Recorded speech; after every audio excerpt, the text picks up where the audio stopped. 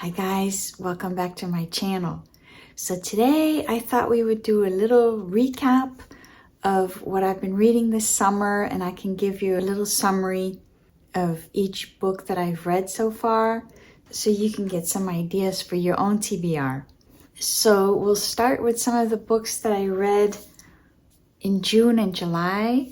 So I read A Month in the Country by JL Carr. This was a very quick read, but very nostalgic, with beautiful descriptions of life in a small town.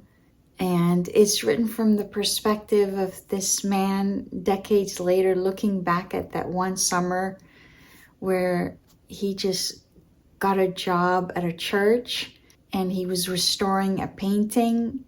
When he got there, he was all traumatized and stressed out, and just having the support of this small community somehow brought him peace. And it's just a great read if you're looking for something that makes you feel a sense of hope and a sense of reconnecting with your own mental health. So the next one I read after that was Summer by Edith Wharton, and I've read The Age of Innocence and Ethan Frome, and I'm planning to read The House of Mirth, but so far I think this may be my favorite by Edith Wharton, and I will definitely place this one on my list of favorite books of 2025. This is about a teenage girl who was basically adopted by a man and his wife when she was a baby. And so she's growing up with them because I guess she was born into poverty and they felt sorry for her, so they adopted her. And you see how there's a love story in the book, but it's much more than that. It's about all the thoughts in her mind, and it's about all the restrictions that society would put on women. It's about how you can look at a situation from a different viewpoint depending on what else is happening in your life and what experiences you've had. There are beautiful descriptions of nature in this and amazing character analysis. Highly recommend Summer by Edith Wharton. The next one is Three Summers by Margarita Liberaki. This is an NYRB book that I read by this Greek author. This is the story of three sisters, and they live on the outskirts of Athens in Greece. And this is about all of their hopes and dreams and what the family expects of them, the special bond that they have with each other that is almost like uncanny. It talks about life in Greece and the grandparents, the parents, every generation, and the stories that get passed on. It's beautifully written. Highly recommend this one as well. I was surprised by this one. I wasn't expecting, based on the reviews I had read, that it would be so good, but this is excellent as well. Three Summers by Margarita Liberaki. Then I read Not Without Laughter by Langston Hughes, and I love this specific edition of it. So this book I knew nothing about. I only knew some of the poetry by Langston Hughes, but this blew me away. And interestingly, after this one I read A Tree Grows in Brooklyn, and it was very interesting to juxtapose these two because there were some parallels actually. So this one is about partially based off of his childhood. So it starts off with him living with his mom and his grandma, and the dad is always taking up jobs in other cities because it's hard to find a job. And so he mostly spends his time with his mom and his grandmother. It's basically about poverty, racism, all the challenges that they face. But what's beautiful about this book is you can see how even if you have some dysfunction within the family, every time he needs help, there's always one of the family members that comes through for him.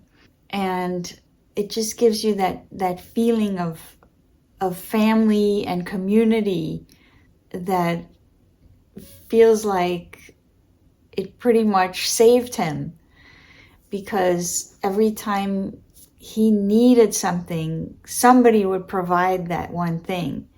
But the poverty is really, really painful to read about. How he was fantasizing about getting this sleigh that he had seen in a shop window, and he wasn't able to get it, but his mom was trying so hard to have somebody build a sleigh for him, but it wasn't the same, it wasn't as fancy as the one he wanted. So he felt disappointed, but he didn't want to show it. You know, all these little moments of heartbreak in a child's life are very well described in this. The racism is so raw. It's really painful when the teacher asks him to sit at the back of the classroom because that's where the black children are going to be sitting.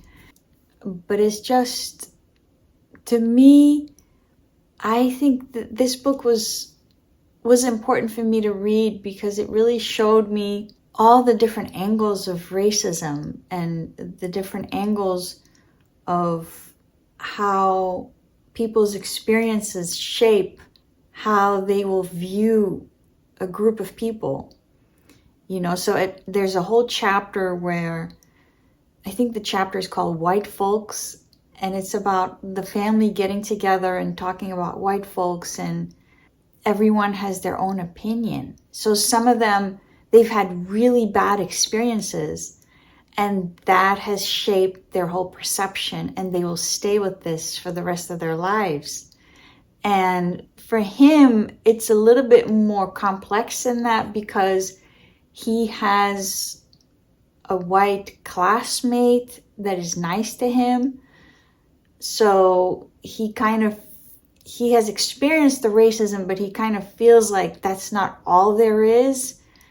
It's more complicated than that. And so perhaps that shaped his perceptions as well.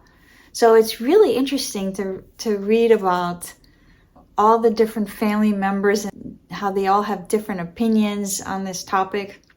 How much damage racism can do to really traumatize a child and sabotage their progress.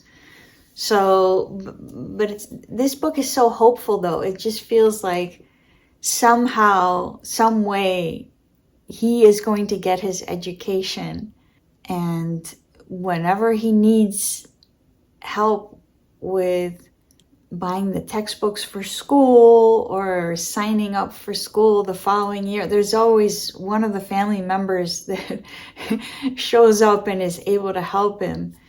So he had a very interesting childhood. So I highly recommend this one, Not Without Laughter by Langston Hughes.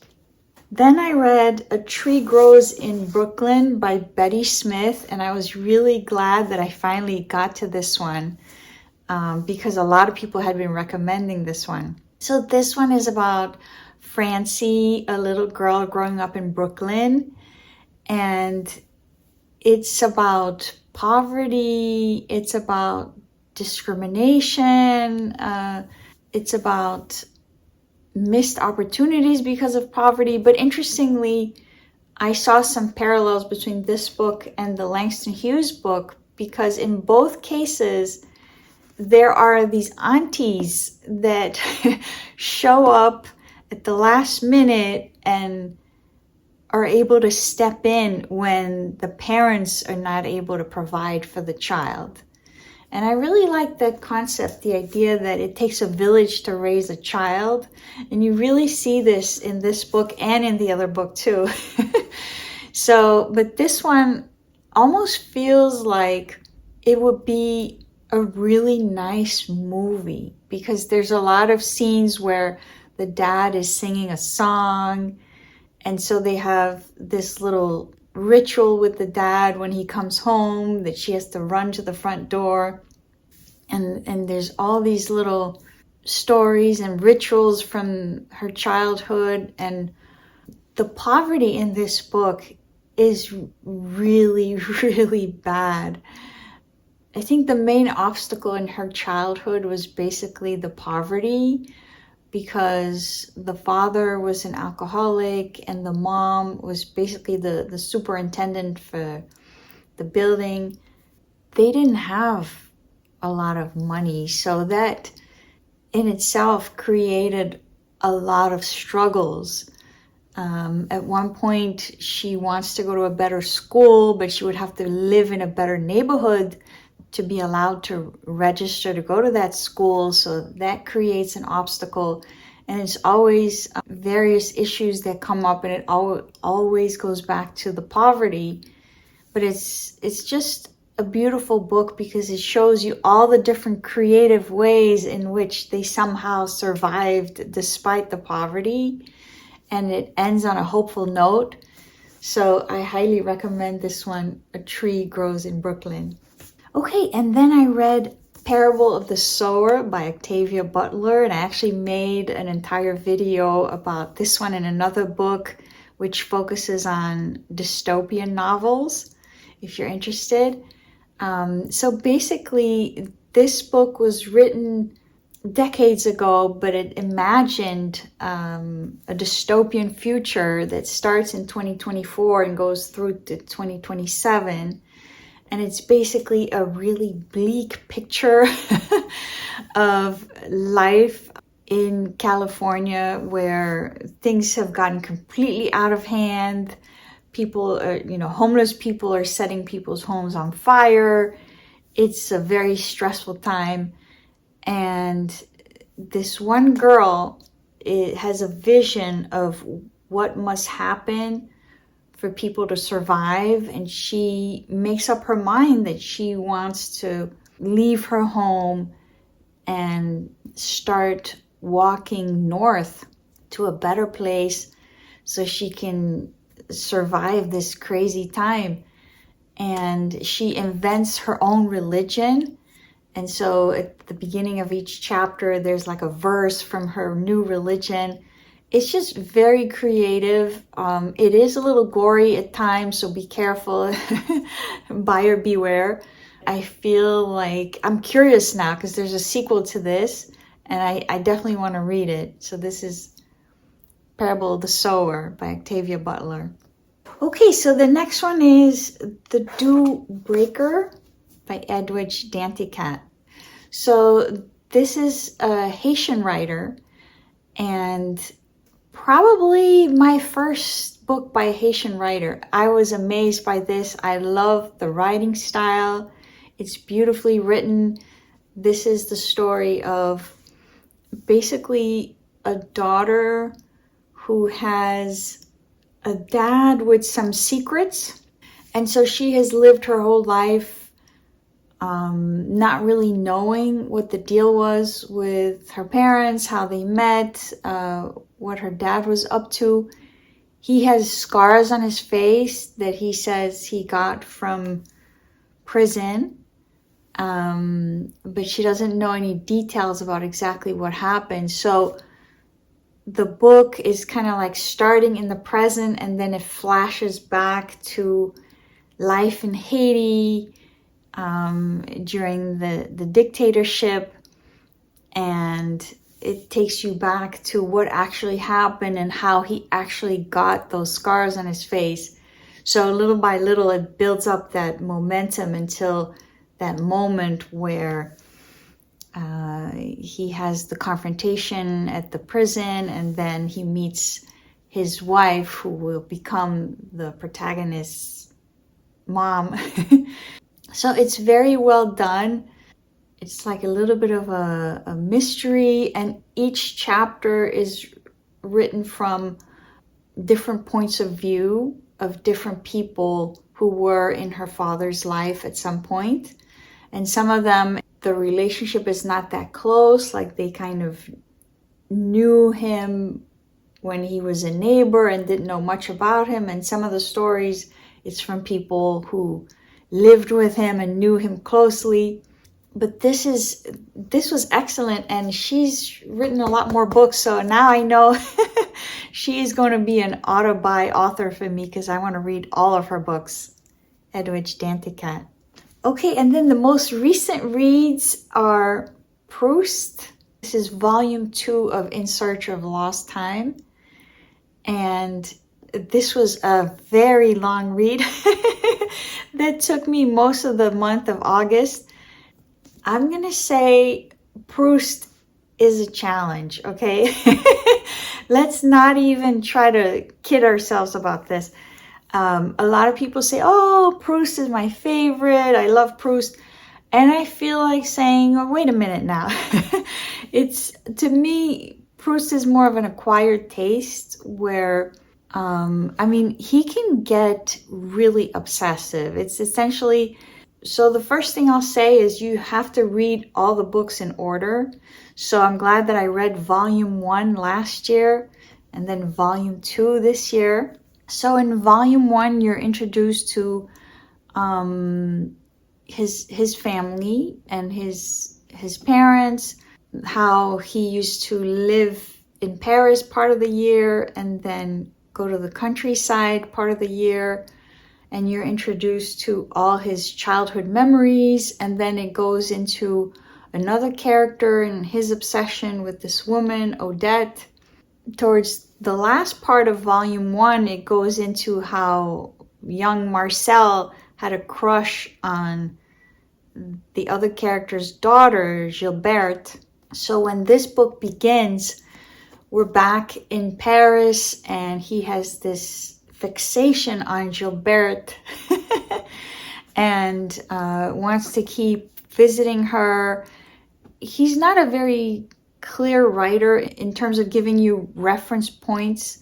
For example, he doesn't say, so back when I was 15 years old, blah, blah, blah. He'll just start talking, start writing, and you're reading 100 pages before you get to the part where he says, and as an adolescent, I felt like, etc. And then you realize, okay, so he's an adolescent now. So that's one of the things that makes reading Proust challenging is he doesn't tell you up front. He doesn't set the stage. You have to kind of keep reading and picking up little clues here and there. And then the other challenging part of reading Proust is, of course, the sentences are very long. And then he has this habit of just obsessing about things, which can almost be disturbing, because he's obsessed with Gilberte, but then in the second part of the book, he spends time with his grandmother by the sea in Normandy, and all of a sudden, he's not obsessed with Gilberte anymore.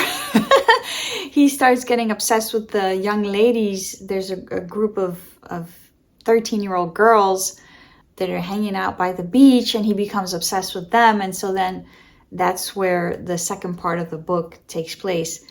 So I would say this has those two parts, one where he's in Paris and he's obsessing over Gilberte, and the second part where he's in Normandy. I would say I mostly enjoyed the second part where he's in Normandy because at least there's a lot of beautiful descriptions of the landscape and the sea. And it seems that he enjoyed his time there. He made friends. I didn't feel... I wasn't very impressed with his character because he describes that he made this one friend and the friend told him to write him letters and come visit him. And then he said he would, and then he never visited the guy. So I felt like, well, that wasn't very nice. And then the fact that he's constantly obsessed with all the girls and he can't pick one. I guess perhaps that's a trait of adolescence, but it did feel like whenever he loves somebody, it's more obsession than love, if you know what I mean. So that's what that felt like. But I did annotate quite a bit because his writing is like next level. So I think that for me, being French, I almost feel like I owe it to myself to at least try to read Proust so I can see why people love his books. And I will probably continue to slowly make my way through the entire collection, but it's probably going to take me a decade, okay? So this is Marcel Proust, In Search of Lost Time, Volume 2. And then the one I just read is The Dry Heart by Natalia Ginzburg. Highly recommend this one. This one really packs a punch. Strong emotions in this book. This is about, I think the other title you could give this book would be something like Anatomy of a Marriage. It's basically about how she met this man and he started a friendship with her, and then they would go on walks together and he would read her poetry. And so all the elements of a romance are there, but at the same time, she describes how she was disturbed by the fact that he never said he loved her. He never confessed any feelings for her. And so finally, she tells him that she has feelings for him. And he is basically telling her that, oh no, he only sees her as a friend. And he's emotionally attached to this other woman, but she's married, so he's not able to marry her. And so the story begins where you see how their relationship evolves. And so she does something very interesting, which is she starts with the end of the relationship and then she takes you back to the beginning, which I think it works really well for this story. It's not a very long book, but it's a book with a lot of strong emotions. And interestingly, I've read other books by Natalia Ginzburg, and sometimes she'll have a big family with all sorts of family members, and they're each going through their own individual dramas.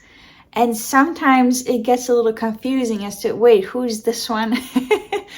But in this book almost felt like a play because there's only 2 main characters and then I would say 3 important side characters. So it's 5 in total, and you could pretty much stage this as a play, and I think it would be really good because it's all about the dialogue and the internal monologues of the protagonist and how she's thinking to herself, coming to realizations inside of her mind about the relationship and about what she wants. So I highly recommend this one, The Dry Heart by Natalia Ginzburg. So these are all the books that I've been reading this summer. I hope you enjoyed this video. Let me know in the comments what you guys have been up to. What are you reading this summer? And what are you planning to read this fall, okay? Till next time, happy reading!